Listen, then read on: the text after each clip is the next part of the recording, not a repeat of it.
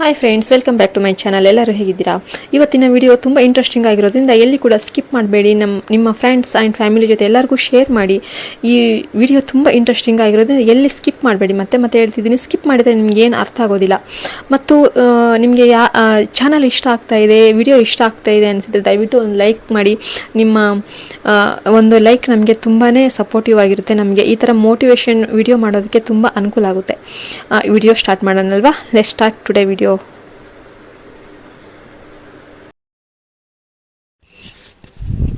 ಇವತ್ತಿನ ಧಾರ್ಮಿಕ ದರ್ಶನದಲ್ಲಿ ಭಗವದ್ಗೀತೆಯ ಮೊದಲ ಅಧ್ಯಾಯವಾದ ಅರ್ಜುನ ವಿಷಾದ ಯೋಗ, ಈ ತಾತ್ಪರ್ಯವನ್ನು ವಿವರವಾಗಿ ತಿಳಿಯೋಣ.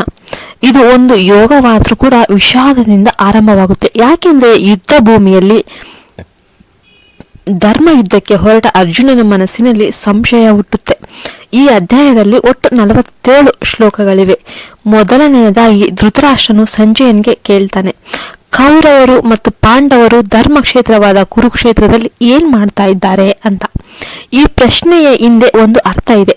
ಧರ್ಮಕ್ಷೇತ್ರ ಎನ್ನುವುದರಿಂದ ಧೃತರಾಷ್ಟ್ರನಿಗೆ ಒಂದು ಆತಂಕ. ಯಾಕೆಂದ್ರೆ ಧರ್ಮಸ್ಥಳದಲ್ಲಿ ಪಾಪಿಗಳಿಗೆ ಜಯವಾಗುವುದು ಕಷ್ಟ.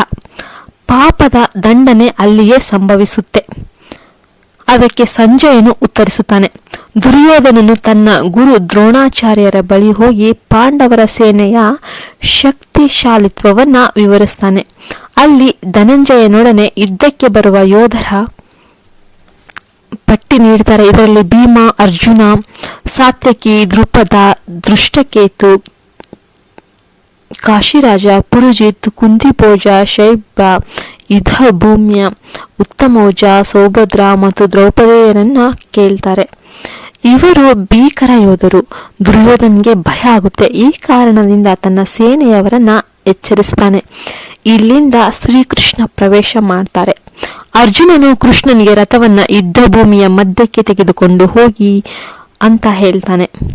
ಯಾಕೆಂದ್ರೆ ಅವರು ಯುದ್ಧ ಮಾಡುವವರ ದುಃಖ ನೋಡಬೇಕೆಂದಿದ್ದನು. ಕೃಷ್ಣನು ರಥವನ್ನ ಮಧ್ಯದಲ್ಲಿ ನಿಲ್ಲಿಸ್ತಾರೆ. ಅಲ್ಲಿ ಅರ್ಜುನನು ತನ್ನ ಸಂಬಂಧಿಕರನ್ನು, ಗುರುಗಳನ್ನ, ಸ್ನೇಹಿತರನ್ನ, ಪಿತೃವಂಶದವರನ್ನ ನೋಡ್ತಾನೆ. ಅವರಿಗೆ ಯುದ್ಧ ಮಾಡಬೇಕೆಂದು ಮನಸ್ಸೇ ಬರ್ತಿಲ್ಲ. ತಕ್ಷಣವೇ ಅರ್ಜುನನ ಮನಸ್ಸು ಬದಲಾಗುತ್ತೆ. ಅವನು ಅತೀವ ವಿಷಾದಕ್ಕೊಳಗಾಗ್ತಾನೆ. ದೇಹ ಕಂಪಿಸುತ್ತೆ, ಬಾಯಿ ತಡವಡಿಸುತ್ತೆ, ಧನಸ್ಸು ಕೆಳಗೆ ಬೀಳುತ್ತೆ. ಅರ್ಜುನನು ಯುದ್ಧ ಮಾಡೋದಿಲ್ಲ ಅಂತ ಘೋಷಿಸ್ತಾನೆ. ಈ ವಿಷಾದವೇ ಮೊದಲ ಅಧ್ಯಾಯದ ತಾತ್ಪರ್ಯ. ಇಲ್ಲಿ ನಮಗೆ ಒಂದು ಮಹತ್ವದ ಸಂದೇಶ ಸಿಗುತ್ತೆ. ಧರ್ಮ ಯುದ್ಧಕ್ಕೂ ಮನಸ್ಸು ಶುದ್ಧವಾಗಿರಬೇಕು, ಇಲ್ಲದಿದ್ರೆ ಅರ್ಥವಿಲ್ಲ.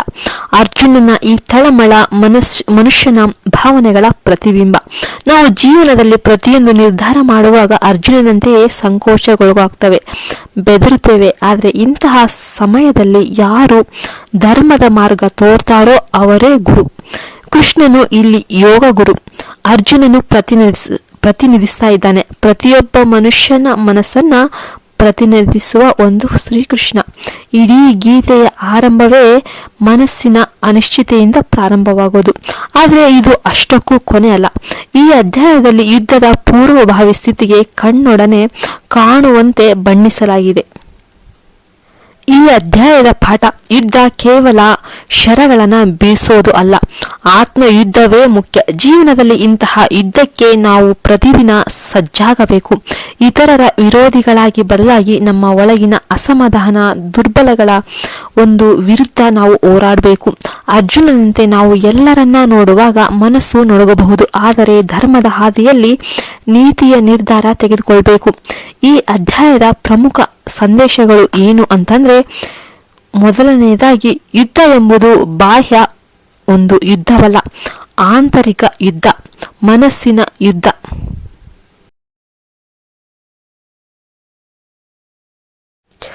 ಆತ್ಮ ಸಂಶಯ, ವಿಷಾದ ಎಲ್ಲವೂ ಪ್ರಕೃತಿಯ ಭಾಗ. ಇದು ಎರಡನೆಯದು. ಮೂರನೆಯದು, ಗುರು ಒಬ್ಬರ ಮಾರ್ಗದರ್ಶನದಿಂದ ಮಾತ್ರ ಜೀವನ ಬದಲಾಯಿಸಬಹುದು.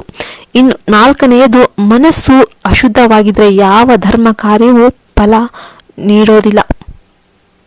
ಇದು ಕೇವಲ ಒಂದು ಪಾಠವಲ್ಲ, ಜೀವದ ಬದಲಾವಣೆ. ಜ್ಞಾನಕ್ಕಿಂತ ಮುಂಚೆ ಶುದ್ಧ ಮನಸ್ಸು ಇರಬೇಕು. ಅರ್ಜುನನಂತಹ ವೀರನಿಗೂ ಈ ತೊಂದರೆ ಆಗಿದೆ. ನಾವು ಎಷ್ಟು ಎಚ್ಚರದಿಂದ ಇರಬೇಕು ಅಲ್ವಾ?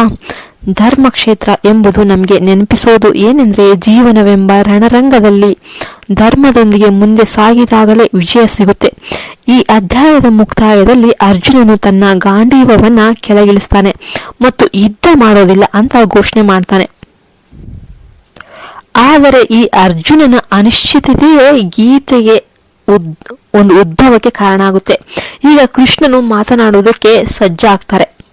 ಇಲ್ಲಿಂದ ಮುಂದುವರಿಯುವುದು ಜೀವನದ ಪರಿವರ್ತನೆಯ ಒಂದು ಹಾದಿ. ಈ ತಾತ್ಪರ್ಯವನ್ನ ಮನನ ಮಾಡ್ಕೊಳ್ಬೇಕು. ನಿಮ್ಮ ಜೀವನ ಉದ್ಧಾರ ಆಗುತ್ತೆ. ನಮ್ಮೊಳಗಿನ ಅರ್ಜುನನಿಗೆ ಎಚ್ಚರ ಕೊಡೋಣ. ಧರ್ಮದ ಅರಿವಿಗೆ ಪ್ರವೇಶದ ಬಾಗಿಲು ಇದು. ಇದನ್ನು ಕೇಳಿದವರು ಎಷ್ಟೋ ಉದ್ಧಾರ ಆಗಿ ಹೋಗ್ತಾರೆ. ಮತ್ತೆ ಇನ್ನೊಂದು ವಿಡಿಯೋದಲ್ಲಿ ಭೇಟಿಯಾಗೋಣ. ಮುಂದಿನ ಅಧ್ಯಾಯದಲ್ಲಿ ಮತ್ತೆ ನಾನು ಅದರ ಬಗ್ಗೆ ಹೇಳ್ತೇನೆ. ಈ ವಿಡಿಯೋ ಇಷ್ಟ ಆದರೆ ಜೈ ಶ್ರೀಕೃಷ್ಣ ಅಂತ ಕಮೆಂಟ್ ಮಾಡೋದನ್ನು ಮರಿಬೇಡಿ. ನಿಮಗೆ ಭಗವದ್ಗೀತೆ ಇಷ್ಟನಾ ಅಂತ ಕಮೆಂಟ್ ಮಾಡಿ. ಎಲ್ಲರಿಗೂ ಒಳ್ಳೆಯದಾಗಲಿ. ಹರಿ ಓಂ ತತ್ಸತ್.